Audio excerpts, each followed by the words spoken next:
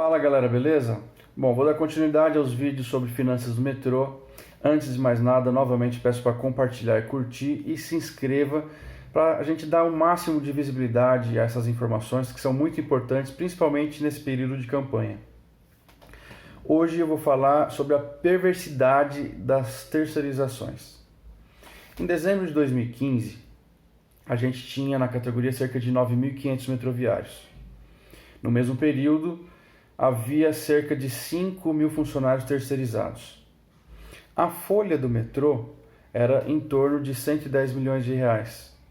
Não há dados públicos sobre o mesmo período para gastos dos contratos terceirizados, mas a partir de 2019 é possível visualizar e nesse período era de em torno de 8 milhões de reais por mês.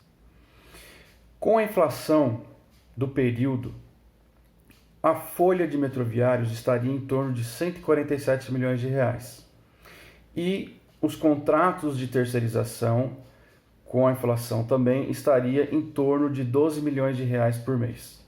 Mas o que a gente vê na atualidade é muito ao contrário. O que aconteceu foi que com a redução de quadro de funcionários do metrô, com o rebaixamento de salários por cargos, algumas perdas, enfim, hoje são cerca de 2.000 metroviários a menos do que naquela época. Então, a informação que a gente tem hoje é de que a folha dos metroviários dá em torno de 74 milhões de reais. Ou seja, a metade do que seria previsto se não houvessem as perdas, as demissões, enfim, os rebaixamentos que tiveram nesse período. E em relação aos terceirizados, houve demissões, apesar de vários contratos a mais de terceirização, houve demissões na casa de cerca de 1.600 funcionários terceirizados, ou seja, hoje tem em torno de 3.000 funcionários terceirizados e a gente sabe que os salários deles se mantiveram na faixa do salário mínimo, sendo que os gastos com empresas terceirizadas mensalmente gira em torno, isso dos serviços rotineiros, porque tem outros contratos terceiros, esporádicos, temporários, enfim, mas dos serviços fixos, contínuos, os gastos são cerca de 23 milhões de reais por mês. Ou seja, as empresas ganham muito acima, recebem muito dinheiro, tem muito lucro sobre o trabalho dos funcionários, porque com menos funcionários, fazem mais atividades e a empresa recebe um valor muito mais alto do que seria em relação à correção inflacionária.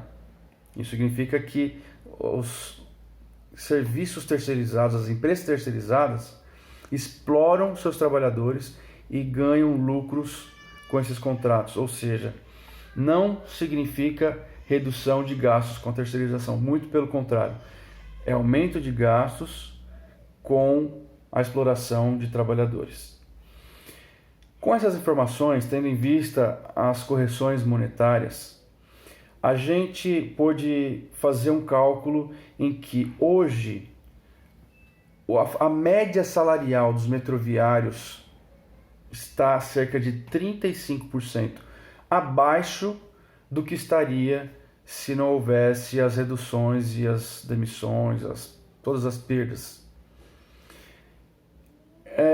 Com o mesmo quadro atual de terceirizados, se considerasse essa média atual de metroviários, para efetivar esses trabalhadores, a folha de metroviários, a folha de pagamento de metroviários, contemplando esses 3.000 funcionários, se efetivasse, ainda estaria 30% a menos do que estaria previsto numa condição normal se não houvesse todos os rebaixamentos até esse período. Diante disso, diante desse cenário, a gente não pode rebaixar nenhuma vírgula do nosso acordo, não pode recuar em nada, muito pelo contrário, a gente tem que lutar para avançar nas nossas reivindicações, porque, como já bem dito em outros vídeos, dinheiro tem, o que falta é prioridade. Falou, abraço.